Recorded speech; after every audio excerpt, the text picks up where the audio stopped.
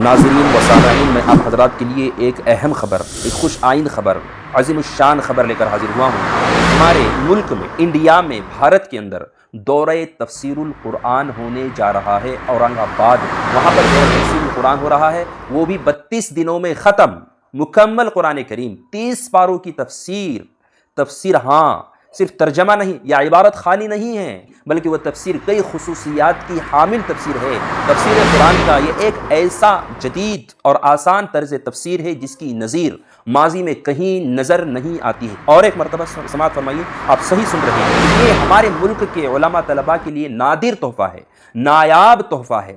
کمیاب نہیں کہہ رہا ہوں، پورے ملک میں صرف ایک جگہ ہوتا ہے اور پورے سال میں ایک بار ہوتا ہے، اورنگ آباد میں ہوتا ہے۔ السلام علیکم ورحمۃ اللہ وبرکاتہ، سامعین و ناظرین، میں آپ حضرات کے سامنے ایک خبر، ایک اعلان پیش کرنے کے لیے حاضر ہوا ہوں۔ یہ اعلان اور یہ خبر کن لوگوں کے لیے ہے، پھر یہ خبر ہے کیا، اس کا پس منظر و پیش منظر کیا ہے، اور یہ کب ہے، یہ کہاں ہے۔ جس چیز کی میں آپ کو خبر دینے والا ہوں اس کا وقوع کب اور کہاں ہے، اس کی مدت کیا ہے، تاریخ کیا ہے، میں آپ حضرات کے سامنے رکھوں گا۔ تو یہ اعلان ہے، یہ خبر اور خوش آئند خبر، یہ تہلکہ خیز خبر علماء اور فضلاء یعنی مدارس عربیہ سے فارغین کے لیے ہے، اور یہ خبر طلبہ مدارس کے لیے ہے بطور خاص، جو عربی چہارم سے اوپری درجات میں زیر تعلیم ہیں، پڑھتے ہیں، یہ خبر ان کے لیے ہے۔ اور یہ خبر ان لوگوں کے لیے ہے جو قرآن علوم اور قرآنی تفسیر اور قرآن کے مفہوم کو اور اس کے مطالب کو پڑھنے پڑھانے کا ذوق رکھتے ہیں، شوق رکھتے ہیں۔ وہ خبر ہے دورہ تفسیر القرآن کی۔ دورہ تفسیر القرآن یہ کیا ہے؟ اس کی مدت ہے 1 مہینہ، اور 1 مہینے میں مکمل قرآن کریم کی تفسیر ہونے والی ہے، یعنی 30 پاروں کی تفسیر تقریباً 1 مہینہ یعنی 31 سے 32 دنوں میں مکمل قرآن کریم کی تفسیر اپنی کئی خصوصیات کے ساتھ پیش ہوگی۔ اور ایک شخص واحد، ایک مدرس، ایک مفسر، جو ایک محقق، ایک مدقق اور متبحر اور صالح نوجوان عالم دین، وہ تفسیر فرمائیں گے اور 1 مہینے میں مکمل تفسیر ہوگی۔ اس کا پس منظر کو آپ پہلے سمجھیں۔ آپ سب سے پہلے تو یہ دیکھیں کہ حضرت شیخ الہند رحمۃ اللہ علیہ نے زندگی کے آخری ایام میں امت مسلمہ کے پستی، زبوحالی، پسماندگی کا ایک بڑا سبب قرآن کریم سے دوری ذکر فرمایا تھا۔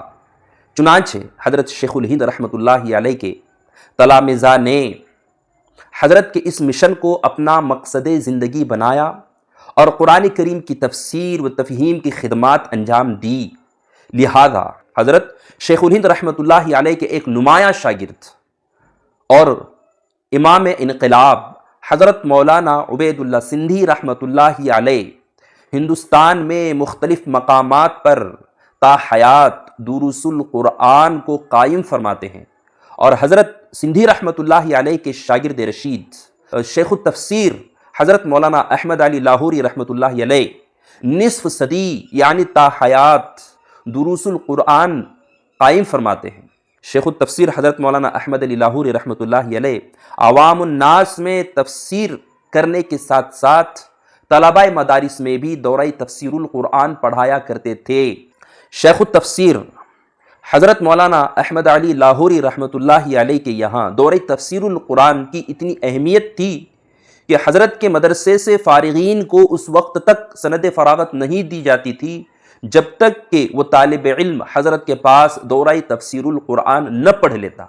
اندازہ لگائیے کہ حضرت لاہوری رحمۃ اللہ علیہ کے یہاں پر دورہ تفسیر القرآن کی اہمیت کیا تھی۔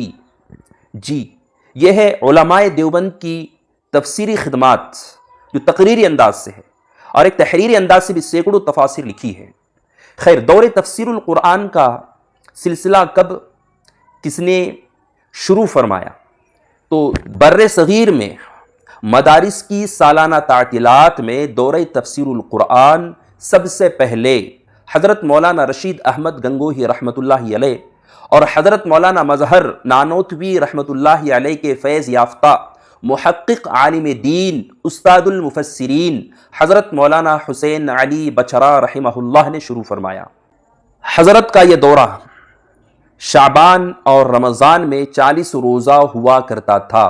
تفسیر قرآن کا یہ دورہ ایک ایسا جدید آسان طرز تفسیر تھا جس کی نظیر ماضی میں کہیں نظر نہیں آتی ہے۔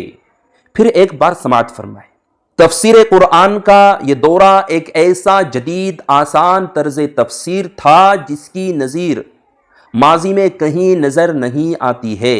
لاکھوں علماء و طلباء اس دورے سے مستفید ہوئے اور قرآنی ہیرے جواہرات سے اپنی جھولیاں بھری۔ دورے تفسیر کا یہ سلسلہ حضرت مولانا حسین علی رحمۃ اللہ علیہ کے شاگردوں میں اس وقت سے اب تک مسلسل جاری و ساری ہے۔ امام اہل سنت حضرت مولانا سرفراز خان صفدر رحمۃ اللہ علیہ اور حافظ الحدیث حضرت مولانا عبداللہ درخواستی رحمۃ اللہ علیہ نے بھی، ان دونوں نے بھی، یہ دونوں حضرات اکابر علماء دیوبند میں شمار ہوتے ہیں، علماء دیوبند کے اکابرین میں شمار ہوتے ہیں۔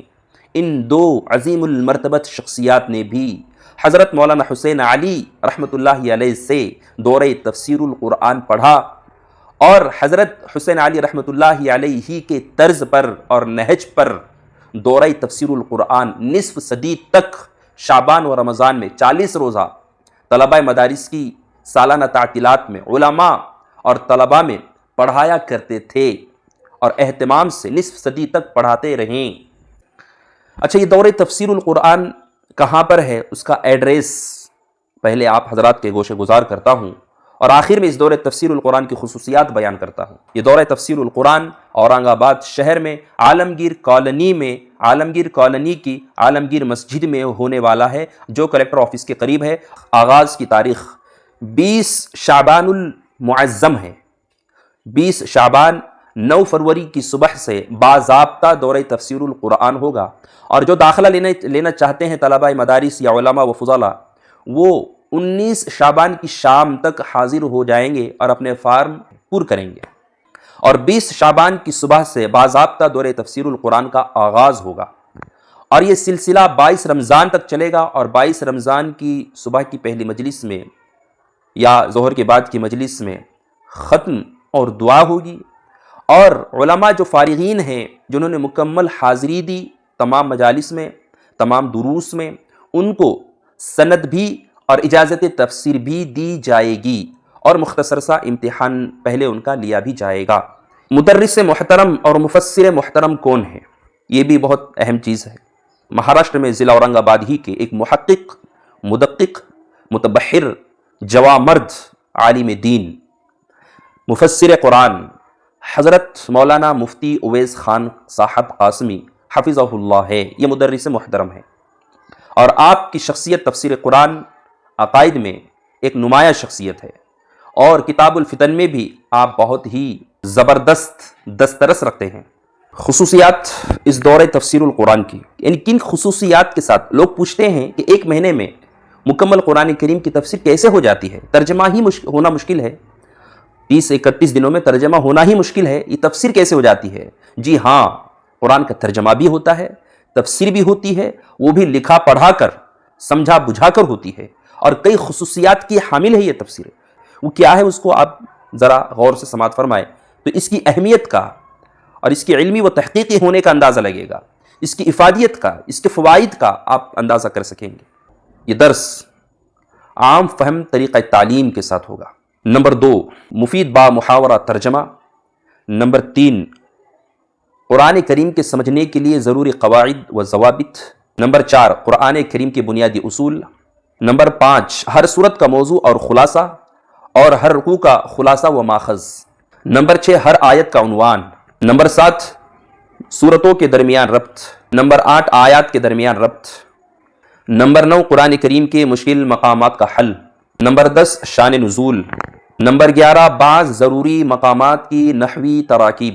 نمبر 12، سیاست انبیاء اور اسلامی نظام کی حقیقت۔ نمبر 13، فرق باطلہ کی تردید اور علماء حق کا مسلک اعتدال۔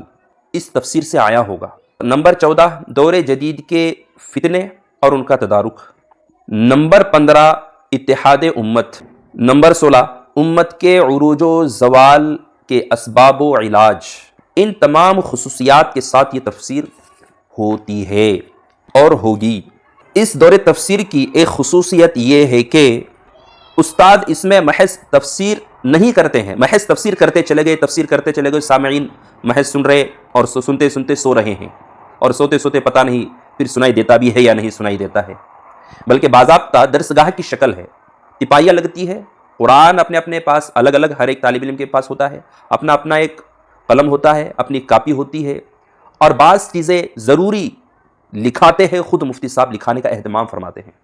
پھر بھی اس مرتبہ کچھ لکھانے کی چیزیں اور ضروری قرآن سے متعلق چیزیں مفتی صاحب نے لکھ کر کے ایک مسودہ جو کتابی شکل میں آئندہ آئے گا وہ طلباء میں اور علماء میں تقسیم ہوگا، جس کا نام عقد الدرر فی نظم القرآنی و مقاصد الصور کے نام سے ہے۔ یہ کتابچہ ہے، انشاءاللہ علماء میں تقسیم ہوگا، اور بہت سی چیزیں جو لکھائی جاتی ہے وہ اس میں آ جائے گی، اس لیے لکھنے کا کام کسی قدر کم ہو جائے گا۔